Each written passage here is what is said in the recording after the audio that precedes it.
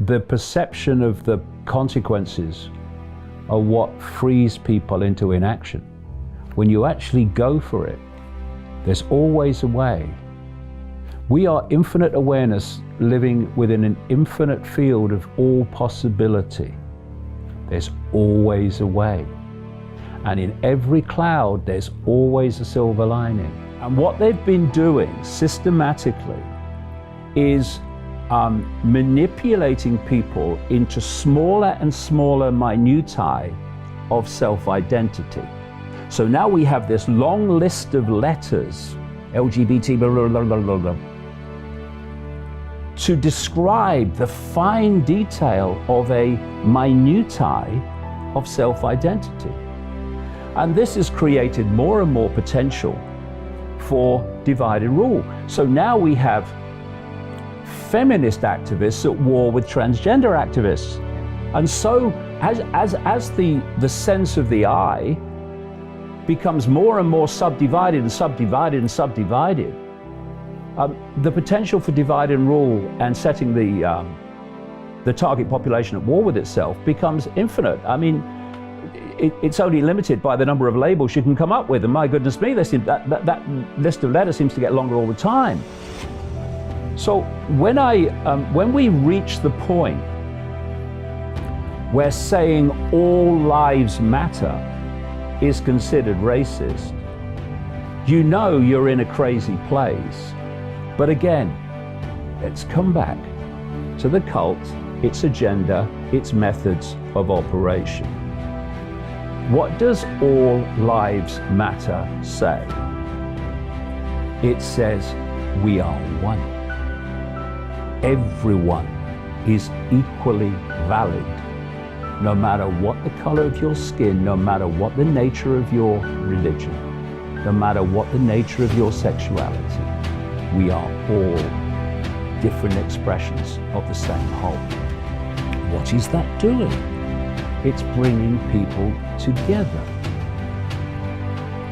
Unity. What is the worst nightmare of a global cult seeking to impose its will on humanity?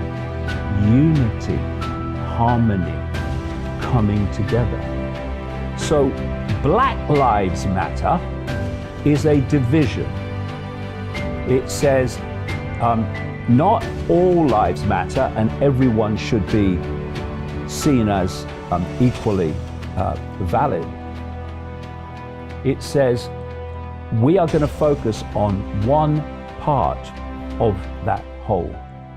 And when you focus on one part of the whole, you start dividing it from another part of the whole. And so we're having this division between a black society and so-called white privilege. And it's fundamentally dividing people. And not only that, you have a situation where this part of the division, lots of people in the black community, the great majority of people in the black community can see it, but they don't get to the microphones. I'm talking about those that get to the microphones, that kind of lead these riots and stuff. What are they saying to white people? That we don't just want you to accept that we are equal to you. We want you to get on your knees. We want you to get on your knees and admit your white privilege. Now, what level of division does that create? And what does it say when people are being demanded to get on their knees? Where does the cult want humanity as a whole? It wants us on our knees. I've got a book I wrote a few years ago called Human Race, Get Off Your Knees, ironically, rather appropriate today. What's all this about?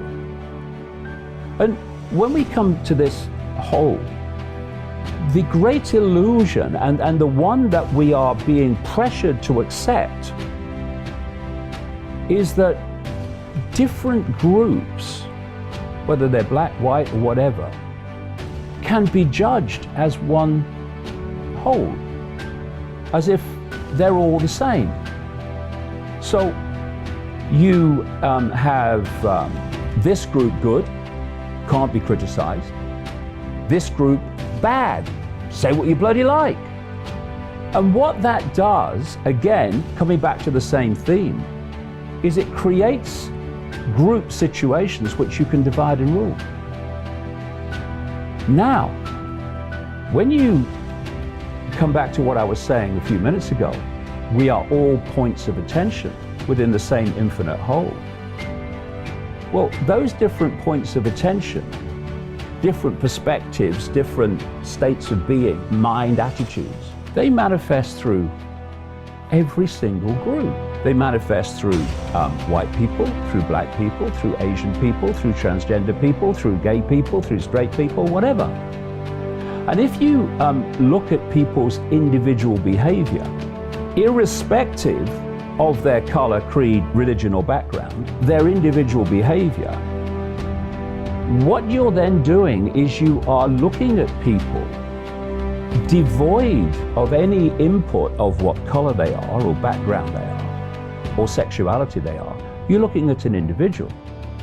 And when you judge individual behavior rather than group behavior, now the ability to divide and rule is basically finished. Because what you're saying is, and I'll say it as many times as I need to, white people have so many great people, and they have psychopaths, a goodly number of them. Black people have enormous numbers of great people, and they have psychopaths. Asian people have great people, they have psychopaths. Transgender people have great people and psychopaths and narcissistic dividers. Same with every group.